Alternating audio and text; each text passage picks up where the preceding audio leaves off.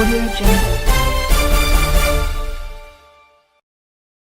नमस्कार, मैं हूं नीतू सिंगर। आप देख रहे हैं पहचान न्यूज। खबर उत्तर प्रदेश आगरा से।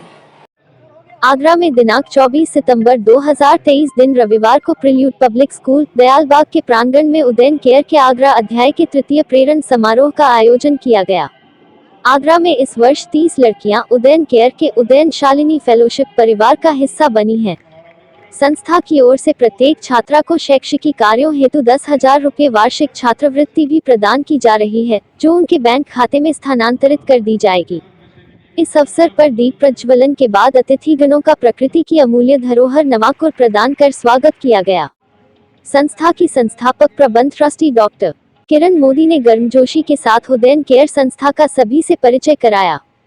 डॉक्टर किरण मोदी ने डॉक्टर सुशील गुप्ता का सहृदय आभार व्यक्त किया। वहीं कार्यक्रम में मुख्य अतिथि के रूप में श्रीमती आरुषि मिश्रा, भारतीय वन सेवा ने उदयन केयर के कार्यों की भूरी भूरी प्रशंसा करते हुए छात्राओं का उत्साहवर्धन किया। डॉक्टर सुशील गुप्ता, मैं शालिनी उदयन केयर का एक कोर कमेटी का सदस्य भी हूँ, सलाहकार भी हूँ। आज से 3 साल पहले जब मुझे इस एनजीओ के बारे में बताया गया था कि इसके अंदर हर साल 50 लड़कियों का चुनाव होता है और चुनाव की प्रक्रिया भी बहुत अलग है। इसमें गवर्नमेंट इंटर कॉलेज की जो लड़कियां हैं, क्योंकि गवर्नमेंट इंटर कॉलेज में वही लड़कियां पढ़ सकती हैं जिनके पास में पढ़ने के लिए पैसे नहीं हैं।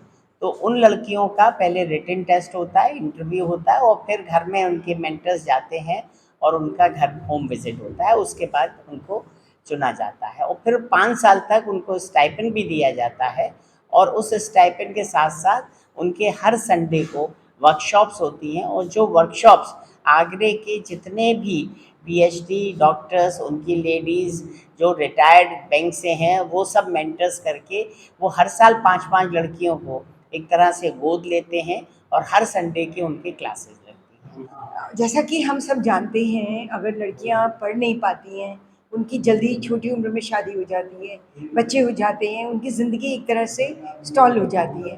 तो ये प्रोग्राम इसीलिए शुरू किया गया जिससे ज़्यादा लड़कियों को पढ़ने का मौका मिले और उनको आगे बढ़ने का मौका मिले। अब ये इस प्रोग्राम को इस साल 20 साल पूरे होने वाले हैं। आगरा चैप्टर में ये तीसरा साल है और अब हम 13 स्टेट्स में 34 सिटीज़ में हमारा ये प्रोग्राम है, जिसमें 13,500 लड़कियों को इसमें फ़ायदा हुआ है।